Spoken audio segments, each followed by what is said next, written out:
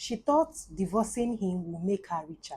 Just while she was already destroying his life and divorcing him, Karma steps the hell in. You guys, this is what happened. A particular content creator who is known on YouTube for creating content was shooting one day. And while shooting at a particular area, he met a lady at this place he was shooting.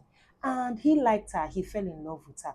They started dating and he introduced her to content creation on YouTube. So they started creating content together and began to make even more money. So this guy bought a house in Lagos. I mean, they are now making more money and went further to marry this lady. They did court wedding in Nigeria when they got married. And after their marriage, they started creating family content together. And along the line, she got pregnant. And at this time, they were already processing or planning to relocate to USA. So because she's now pregnant, they had to hasten the process and their plans to relocate.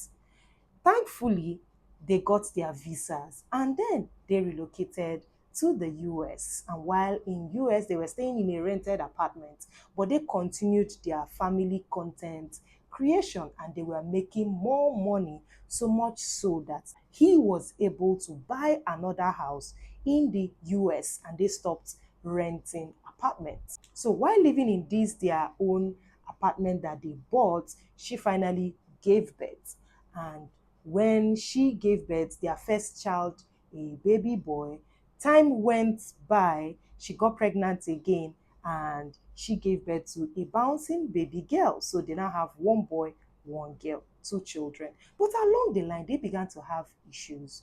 Now, it was unclear as to why they were having issues, but issues continued between them back to back. So much so that the man, or rather the woman, began to pressurize the man to divorce her, for them to divorce. And this man, for his peace of mind's sake, he decided to grant her the divorce and they started divorce process. While in court one day, the judge looked into their matter and said to them that the conclusion will be that since the woman claimed that this man had bought a house in Africa and also another one in USA, that the house in Africa will be for the man, while the house in USA will be for this woman. As for their two children, their firstborn son will be with this man, while their daughter will be with this woman. This woman said no, that actually that son that the judge is saying should be with the man is not biologically this man's son. This guy was shocked.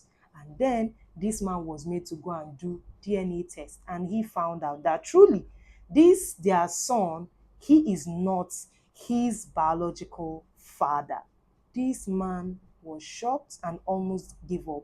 Imagine finding out that your children are not yours after DNA test. Children that you watched when they were born, that you've had as your children or known as your children.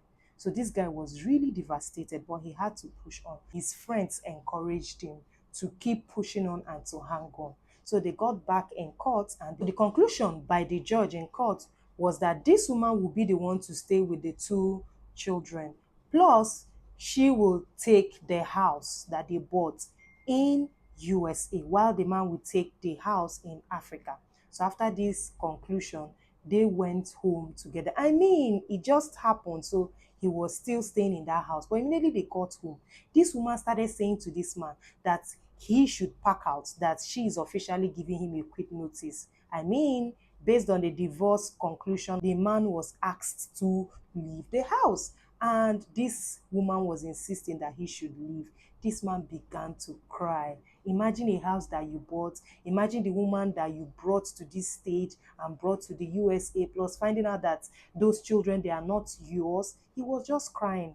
But he had to do something. I mean, he's about to be homeless. So he began to think and started consulting people that had lived for so long in the USA or have experience in things like this.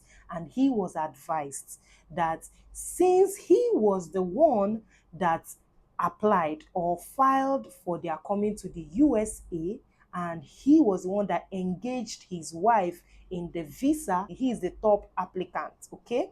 That he should disengage his wife from his visa.